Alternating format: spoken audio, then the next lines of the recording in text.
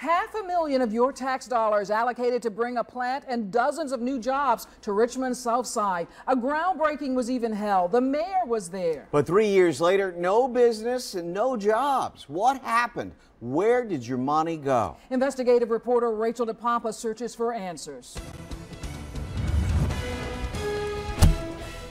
Shovel-ready jobs. That's what the U.S. Recovery and Reinvestment Act of 2009 was to bring. Shovel-ready was not as shovel-ready as we expected. Apparently, neither was a stimulus project for Richmond. Cephas Industries was awarded $500,000 in federal stimulus money to develop and operate a multi-million-dollar biomass manufacturing and recycling center on Formex Road. That's a business to convert construction and demolition waste to fuel. Ground was broken in April of 2010 for what the company dubbed the region's premier recycling center. It would create 50 new jobs, conserve natural resources, and sustain the environment. Mayor Dwight Jones, Congressman Bobby Scott, and City Council members Reva Trammell and Kathy Graziano even posed with hard hats and gold shovels. The mayor wrote about the project in his monthly newsletter, calling it an exciting opportunity for the city. 3 years later, a padlock, a for sale sign, an empty lot, no building. We tracked the money, that $500,000. It started with the federal government. They gave the money to the Virginia Department of Mines, Minerals, and Energy, who awarded the grant to Cephas Industries. We obtained a progress report to the federal government from last June where Cephas says it spent $230,000 on a John Deere excavator and Mack tractor. Cephas reported to the government that the facility was never built because, quote, the city reneged on a $6 million bond finance deal. In a statement, the mayor's press secretary says not true.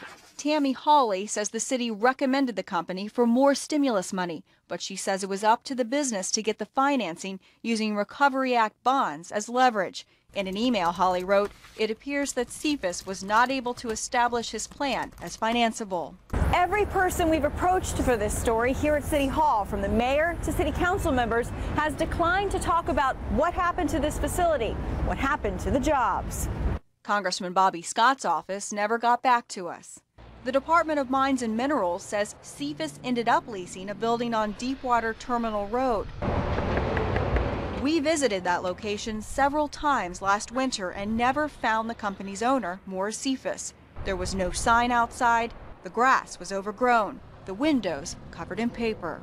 The company's website no longer works. Our numerous calls and emails never returned. Our trips to several homes listed for the Cephases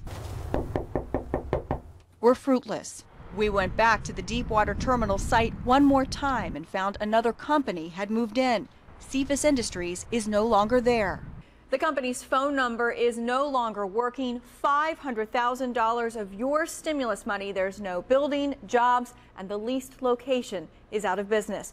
The Department of Mines, Minerals, and Energy was willing to sit down with us. It is less than 1/2 of 1% of the funds that we administered. And it may be, but to the average person, $500,000 is a lot of money. It's a lot of money to anybody.